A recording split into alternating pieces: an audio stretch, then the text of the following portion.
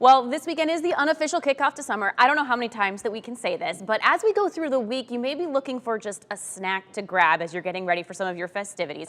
And we've got the perfect snack for you. In fact, you can customize it, and it's all new on Meal Prep Monday. And Katie from Hy-Vee joins us right now to talk about something that is perfect to have just like stashed away in the fridge for snacks, eaten for breakfast throughout the day, and it's customizable fitness bars. Yes, so very customizable. So when I brought them today, I was like, you pick which things you want. I'm so excited for these too, because I got to pick all kinds of things. Yeah. So we've got basically like different values, nutritional values for each category, and then you can just So we have a couple different categories, and we'll kind of walk through them as we're making the recipe, but basically everything goes into a bowl, and if you have a mixer, perfect. If you have a handheld mixer, great. If you just have to use your hands to mix them up, that works fine too. This just takes a little less time. All of it goes in the bowl, we mix it all up, and then you are just gonna put it in an 8x8 Pyrex or whatever kind of dish you have.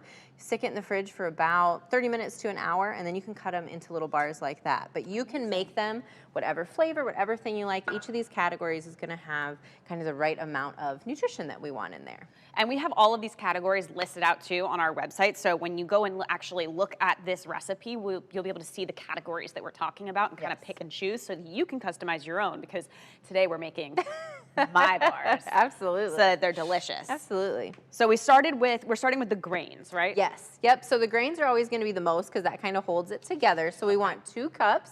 And she chose Rice Krispies today, so hers are going to be nice and crunchy. Yep, but you can do oats, you could do granola, you can do a lot of different options. That's going to give us a good carbohydrate base, so for some energy. And then protein powder is the next thing that we add here. So obviously this is going to give us protein. So we put about a cup of that in there. So you can choose unflavored. You can choose vanilla is usually one of the ones that's gonna go most with everything. But if you love chocolate, you can use chocolate. There's tons of different flavors out there. I got chocolate. Don't even worry. We've got chocolate coming up. This was one of my favorites. Chocolate and dried cherries. Yep. So we kind of have a chips section, so the yummies that are going to add some good flavor. And then we also have some dried fruit, which gets us a little antioxidants, things like that. Another dry one is going to be the seeds. So you can do like sunflower seeds, pepitas, or you can do hemp hearts. My favorite. Chia seeds, flax meal. These are going to add some fiber, a little bit of protein, and some good heart-healthy fats as well. Depending on what seeds you pick, like hemp hearts, you really can't taste them. So you can add them into so many things, which is wonderful.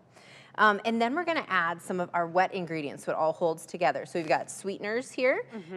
You can use honey, maple syrup. We've got agave nectar in there. So we're just gonna add that straight to it. And then my favorite part of any is always going to be the nut butter. I love peanut butter. Yes. So peanut butter is usually the classic that people think of, but if you have a peanut allergy, you could certainly do like a sunseed butter. If you just don't like peanut butter, you could do almond butter, anything like that that's gonna kind of help it stick together, okay? Chocolate sunflower.